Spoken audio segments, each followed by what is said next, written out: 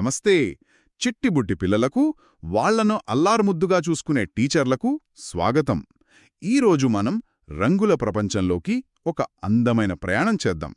పిల్లలు, రంగులతో ఆడుకోవడానికి మీరంతా రెడీనా? ఇది నిజంగా చాలా సరదాగా ఉంటుంది. ఈరోజు మనం చూడబోయే టాపిక్ కృత్యం పేరు రంగులు అండ్ షేడ్స్. గుర్తించటం, తయారు చేయటం, సరిపోల్చటం, జతపరచటం. వావ్, వినడానికే చాలా బావుంది.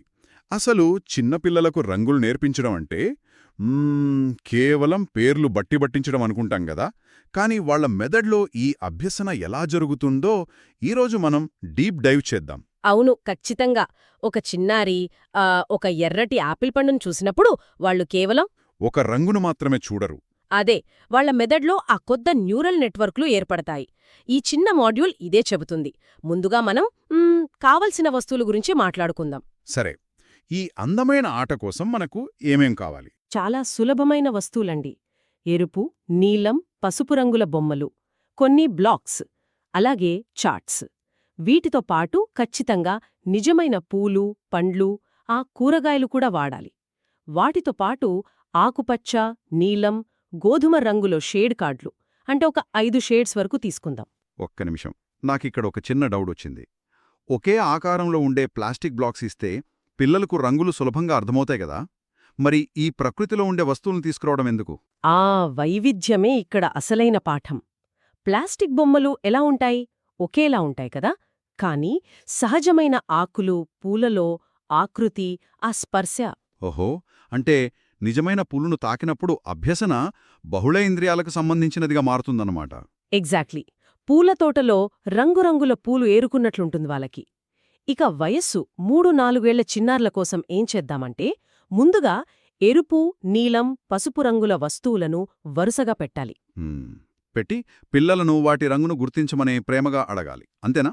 అంతేకాదు, ఆ తరువాత ఒకే రంగు ఉన్న వస్తువులన్నీ ఒకే దగ్గర చేర్చి వాటిని సమూహాలుగా వేరు చెయ్యమని వాళ్లను ప్రోత్సహించాలి. చూడ్డానికిది చాలా సాధారణమైన ఆటలా అనిపిస్తోంది. కాని ఆ 3 ఏళ్ల చిన్నారికి ఇది వర్గీకరణకు తొలిమెట్టు అని నాకర్థమవుతుంది. భలే ఉందే. మరి వయసు 4-5 ఏళ్ల పిల్లల కోసం ఆటనెలా మార్చాలి? వాళ్లు రంగుల కుటుంబాలను గుర్తించగలరు కదా.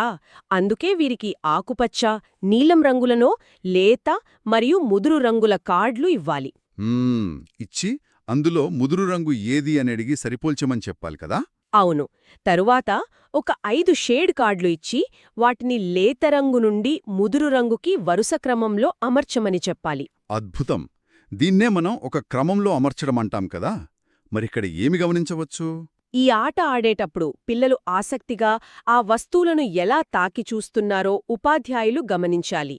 ఏ రంగు అంటే వాళ్లకిష్టమో, ఆ లేత మరియు ముదురు రంగుల గురించి వాళ్లు ముద్దుముద్దుగా ఏ పదాలు వాడుతున్నారో చూడాలి. అంటే కేవలం వాళ్ళు సరైన రంగు తీశారా లేదా అని టెస్ట్ చేయడం కాదిక్కడ, వాళ్ల ఫీలింగ్స్ గమనించాలి. కరెక్ట్. సరే, ఇప్పుడు సాధించాల్సిన సామర్థ్యాలు గురించి చూద్దాం. అవును, ఈ చక్కటి ఆట ద్వారా మన చిన్నారులు ఏమేం నేర్చుకుంటారు? చాలా సింపుల్ అండి. పిల్లలు ఆకారాలు, రంగులు, అలాగే వాటి షేడ్స్ మధ్య తేడాలను సులభంగా చెప్తారు. అబ్బా, ఎంత బావుందో! ఆట ద్వారా వాళ్ల ఆ ఇంద్రియ గ్రహణశక్తి ఎంతో చక్కగా, సహజంగా పెరుగుతుందన్నమాట. అవును, ఇదే వారి భవిష్యత్తు ఎదుగుదలకు అసలైన పునాది. అందుకే టీచర్లు ఈ చిన్న చిన్న విషయాలను కూడా ఎంతో శ్రద్ధగా గమనించాలి.